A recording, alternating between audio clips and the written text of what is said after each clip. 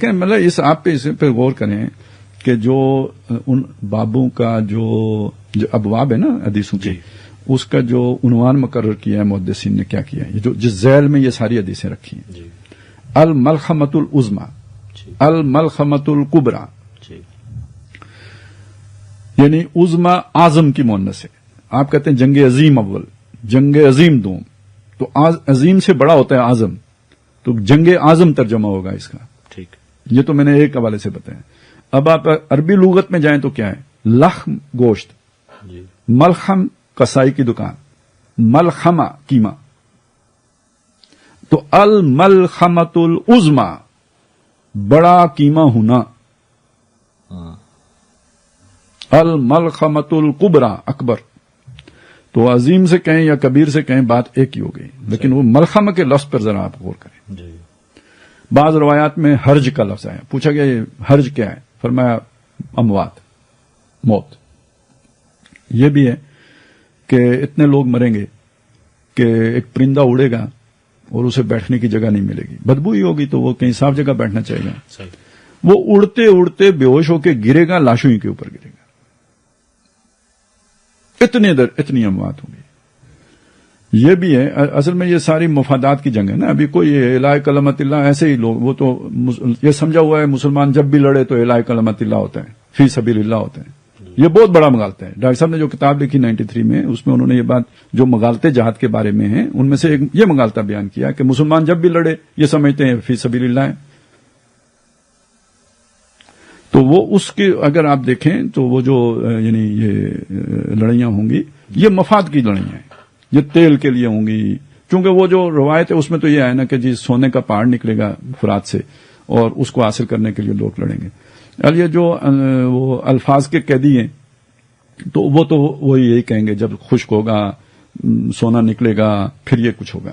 لیکن اگر آپ اسے لیں وہی علامت کے طور پہ لیں جیسے وہ صبن اجافن تھا تو جو اپنا یا وہ سنبلہ تھا اس طرح اگر آپ لیں تو اس کا مطلب یہ ہوگا تیل بھی مطلب لیا جا سکتا ہے مفادات بھی لیے جا سکتے ہیں ریسورسز کی اگر ہم بات کریں جو بھی اسٹریٹجیکل جو آپ کے پوائنٹس ہیں وہ بھی مراد ہو سکتے ہیں جب آپ کے دنیا کا مفاد جس کے یہ جو دو بلاکس ہیں تو ان کی آپس میں جو لڑائی ہے اصل میں تو ریسورسز کی لڑائی ہے وہ اگر آپ مراد لے لیں تو وہ ہوں گی اس کے لیے جنگیں ٹھیک ہے پیچھے ہوگی معیشت جس کے لیے ہوں گی. ان جنگوں میں اتنی بڑی ہلاکتیں ہوں گی. اب نظر یہی آتا ہے دیکھیں اب یہ تو وہ بات ہے جو حدیثوں میں خبریں آ گئی.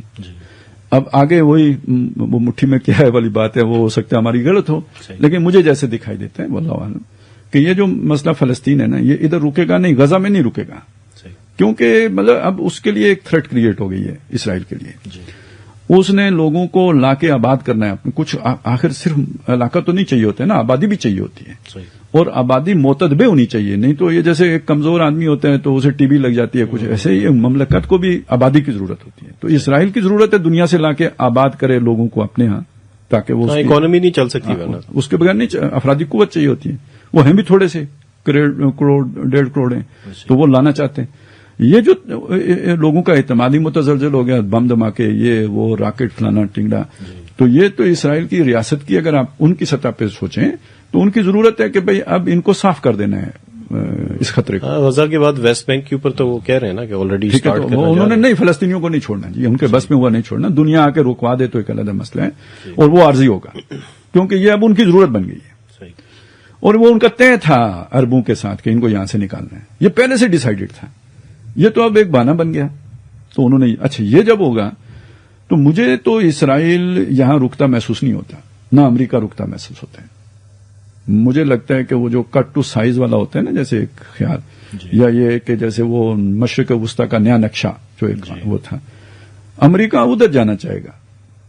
اور یہ نتن یاہو نے کہا بھی ہے کہ geography of Middle East would not be the same any more it will change. بس یہ وہ بات ہے جو میں آپ کو وہی مطلب اندازے سے بتا رہا تھا آپ نے اس کو جو ہے نا کوٹ اینڈ کوٹ بتا دیا. یہ 7 اکتوبر والے حادثے کے بعد جو واقعہ ہے اس کے بعد اچھا میں نے یہ کیسے اندازہ تقریروں میں یہ چیز کلیئر میں نے اس سے لگا کہ دیکھیں تقابل شاید اچھا نہ لگے لیکن یہ کہ بات سمجھنے کے لیے تقابل کرنا پڑا. ہم نے آپریشن کیا سوات میں کیا ہم نے آپریشن کیا فاٹا کے بعض دوسرے علاقوں میں کیا وزیرستان میں کیا کوئی خبر آئی کوئی ویڈیو آئی نہیں آئی. تو اسرائیل نہ چاہے تو آ سکتی ہے. جب دنیا کا میڈیا بھی ان کے کنٹرول میں ہے. امریکہ نہ چاہے تو آ سکتا. آپ سمجھتے ہیں نا سر یہ جو میڈیا ہے یہ اس کا رول کیا ہے جی. اور میڈیا خبر کیسے دیتا ہے بالکل. اور میڈیا پہ خبریں آتی کیسے ہیں. ایون سوشل میڈیا بھی. سر چھوٹی سی مثال ہے, انہوں نے انٹرنیٹ اور کمیونیکیشن بند کی تو ایلون مسک جیسا بندہ آ کے کہتا ہے کہ میں سیٹلائٹ سے انٹرنیٹ کنیکٹیوٹی دوں گا تاکہ ساری خبریں آئیں. یہ خبریں باہر آنے کا مقصد کیا ہے جی جو مجھے سمجھ میں آتا ہے وہ یہ آتا ہے کہ یہ خبریں باہر اس لیے آ رہی ہیں کہ مسلمان عوام کے اندر جو ہے نا لاوا ابلے. یہ لاوا ابلے گا تو یہ کیا کریں گے؟ یہ اسرائیل کا تو کچھ نہیں کر سکتے. ان کی ساری نفرت جو ہے نا یہ اپنے حکمرانوں کے خلاف ظاہر ہوگی. کہرے درویش بر جانے درویش. وہ نکلیں گے تو اپنے املاک کو آگ لگائیں گے, وہ نکلیں گے تو اپنا آرڈر تباہ کریں گے, وہ نکلیں گے تو یہ جو ایڈمنسٹریشن موجود ہے اس کو برباد کریں گے, جو اسٹرکچر کھڑا ہے اس کو ڈھائیں گے. جو ماڈل ہمارے پاس لیبیا کا ہے یا جو سر 9 مئی کو کوشش کی گئی یہاں پہ کی گئی, یہاں پہ کوشش کی گئی, یا ادھر ہم بعد میں آتے ہیں. ٹھیک موقع ہوا تو آتے ہیں, نہیں تو چلیں. ہم تو ویسے بھی خدا کا ملک ہیں. ٹھیک ہے. تو جو ماڈل جو ہے نا لیبیا کا ہے ٹھیک, یہ اب عرب میں دہرایا جائے گا. سول وار بلکہ انارکی بالکل طوائف الملوکی. یعنی یہ حکومتیں اڑا دی جائیں گی. اور اس کے لیے اسرائیل نے حملہ نہیں کرنا ہے, اس کے لیے امریکہ نے میزائل نہیں چلانے ہیں, اپنی عوام کے ہاتھوں یہ سب ہوگا.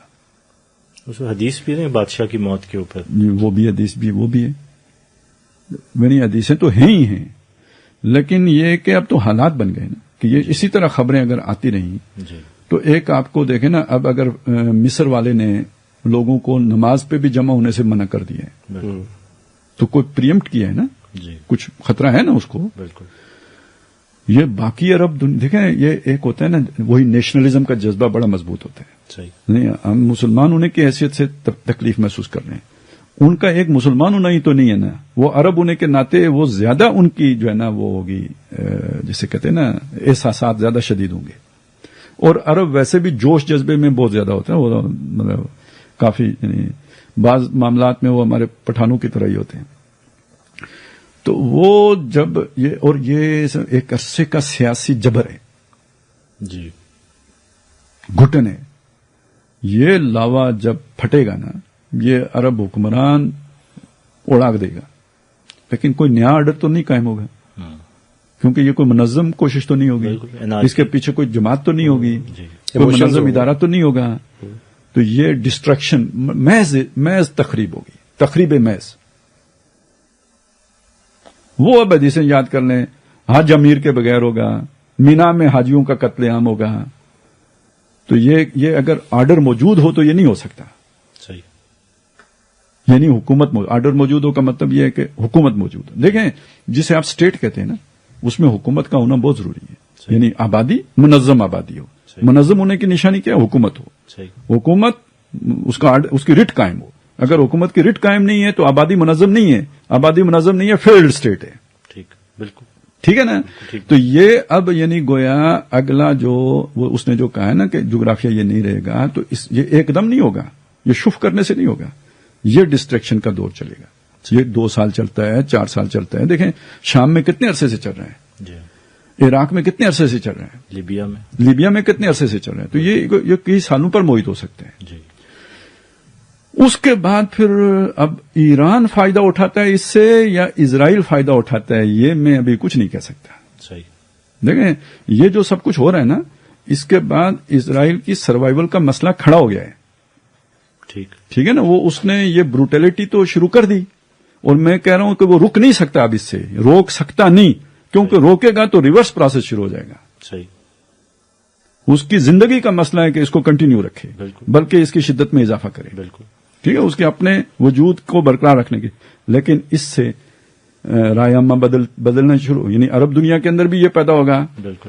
خبریں تو وہ دے رہے ہیں عربوں کو وہ کرنے کے لیے, لیکن ورلڈ وائڈ اس کے خلاف ایک رائے عامہ بن رہی ہے. بالکل.